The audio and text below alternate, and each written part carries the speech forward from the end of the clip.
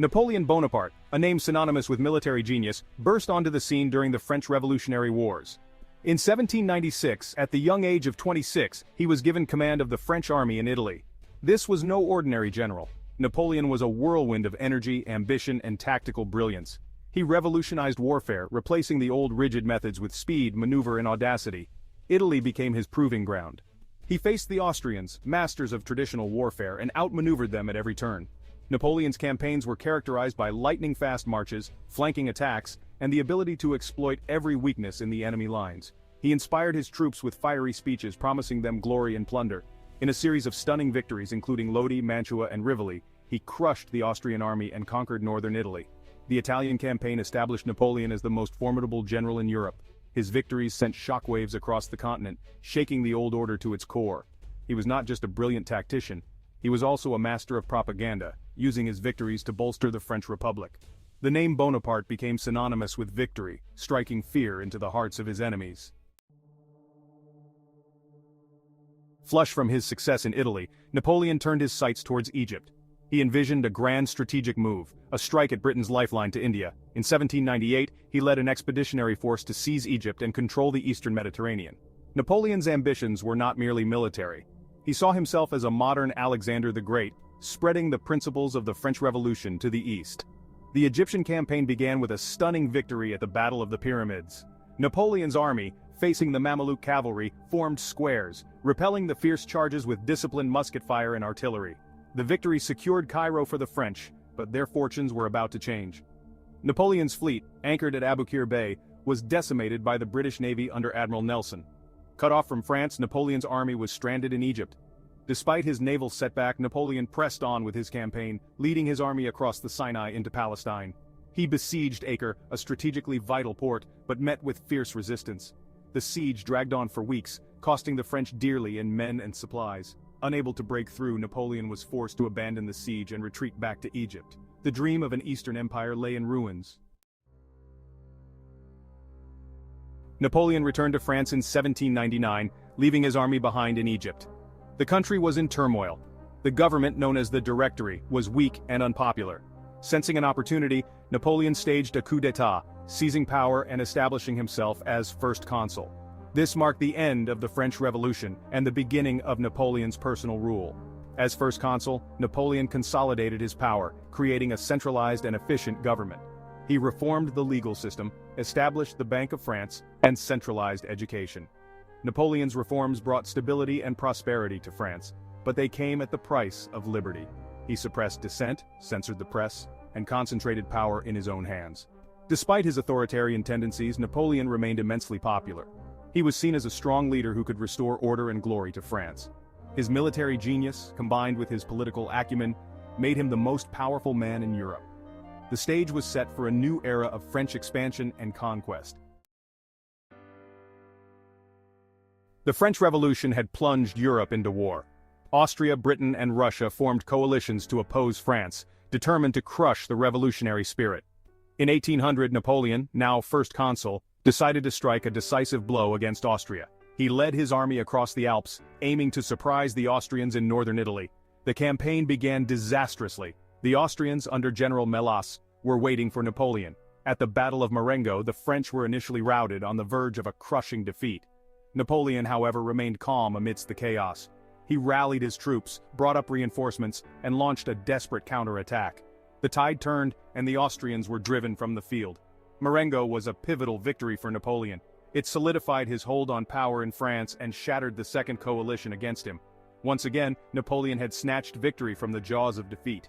He proved his ability to adapt to changing circumstances and inspire his troops to fight with incredible tenacity. The victory at Marengo paved the way for Napoleon's coronation as Emperor of the French in 1804. Section 5, Austerlitz, the Pinnacle of Genius. Napoleon's coronation as emperor marked a turning point in European history. He was now the undisputed master of France, and his ambitions knew no bounds. In 1805, Austria and Russia, supported by Britain, formed the Third Coalition against Napoleon. They aimed to break French power and restore the old order. The culmination of this conflict came at the Battle of Austerlitz, often considered Napoleon's greatest military triumph. Facing a numerically superior enemy, Napoleon used a brilliant combination of deception, maneuver, and timing, to crush the combined Austrian and Russian armies.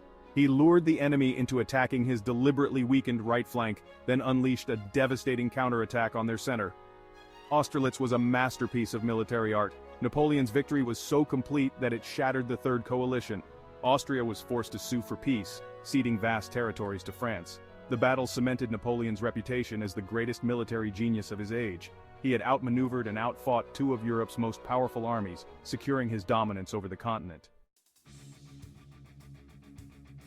Section 6. Jena Auerstedt, Prussian Humiliation. Prussia, once a staunch ally of France, joined the Fourth Coalition against Napoleon in 1806.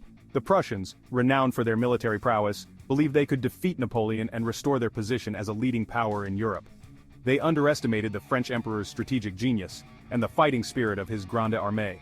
The Battle of Jena Auerstedt, fought on the same day, was a humiliating defeat for Prussia. Napoleon's army, commanded by Marshals Davout and Napoleon himself, outmaneuvered the Prussians, crushing their armies in two separate engagements. The Prussian army, once the pride of Europe, was routed, its formation shattered, its commanders captured. Jena Auerstedt marked the end of Prussia as a major European power. Napoleon occupied Berlin, imposed harsh penalties on the defeated nation, and stripped Prussia of much of its territory. The speed and decisiveness of the French victory sent shockwaves across Europe, demonstrating that even the most formidable armies were no match for Napoleon's military genius. Section 7. Friedland, the Treaty of Tilsit. Following his triumph over Prussia, Napoleon turned his attention towards Russia, the last remaining member of the Fourth Coalition. The Russian army, led by General Bennigsen, put up stubborn resistance, but they were no match for the Grande Armée. In June 1807, the two armies clashed at the Battle of Friedland in East Prussia. The battle was a hard-fought affair with heavy casualties on both sides. Napoleon, however, once again demonstrated his tactical brilliance, leading a decisive attack that shattered the Russian lines. Friedland marked the end of the Fourth Coalition and forced Russia to the negotiating table. Napoleon met with Tsar Alexander I on a raft in the middle of the Niemen River. The Treaty of Tilsit, signed in July 1807, marked a turning point in Napoleon's relationship with Russia. The two emperors agreed to an alliance, dividing Europe between them. Napoleon's empire had reached its zenith. He controlled vast swaths of territory, from Spain in the west to Poland in the east. His victories had reshaped the map of Europe and brought about profound political and social change. Section 8. The Iberian Ulcer Guerilla Warfare. Napoleon's ambition, however, proved to be his undoing. His decision to invade Spain in 1808, ostensibly to secure his control over Portugal, sparked a fierce popular uprising. The Spanish people, fiercely independent and deeply Catholic, rose up against the French occupation, waging a brutal guerrilla war. The Peninsular War, as it became known, would bleed France white for years to come. The Spanish guerrillas, aided by British troops under the Duke of Wellington, proved to be a tenacious and resourceful enemy. They ambushed French patrols, disrupted supply lines, and made the countryside ungovernable. Napoleon's armies, accustomed to conventional warfare, struggled to adapt to this new form of conflict. The Peninsular War became a quagmire, draining French resources and manpower. The Iberian Ulcer, as Napoleon called it, exposed the limitations of his military genius. He had mastered the art of grand strategy and decisive battles, but he was ill-equipped to deal with the complexities of a popular insurgency. The Peninsular War, though often overshadowed by his other campaigns, played a crucial role in Napoleon's eventual downfall.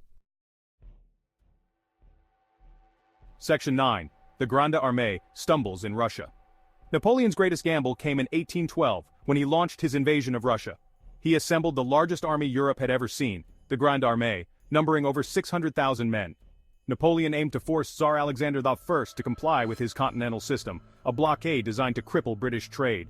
He believed a decisive victory would bring Russia to its knees. The Russian campaign, however, proved to be a disaster. The Russians, under the command of General Kutuzov, adopted a scorched earth strategy, retreating eastward and denying Napoleon a decisive battle. As the Grande Armée advanced deeper into Russia, it faced dwindling supplies, harsh weather, and relentless harassment by Cossack cavalry. The capture of Moscow, a Pyrrhic victory, brought no respite. The retreat from Russia was a nightmare. The Grande Armée, decimated by hunger, disease, and the brutal Russian winter, dwindled to a fraction of its original size.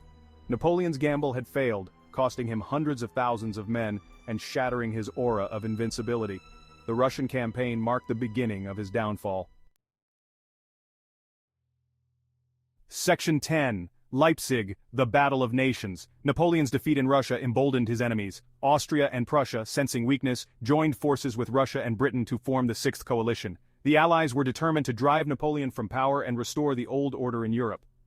In October 1813, the armies of the Sixth Coalition converged on Leipzig, Germany, for a decisive confrontation. The Battle of Leipzig, known as the Battle of Nations, was one of the largest and bloodiest battles in European history.